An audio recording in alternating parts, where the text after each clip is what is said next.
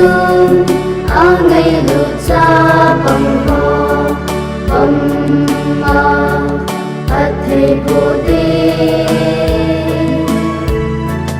Aide Zui Nang Lagi Amaho, Ibon Chavin Aide Zui.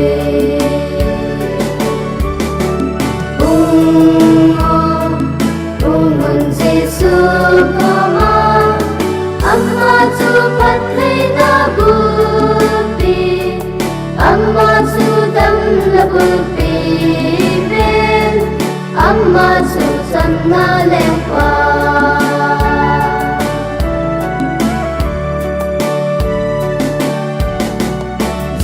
Jesun, Alung Si Cha De Ho, Say Zui Khat Si De. Aide Zui Nang Lagi Amaho, Anung Zui Din Aide Zui.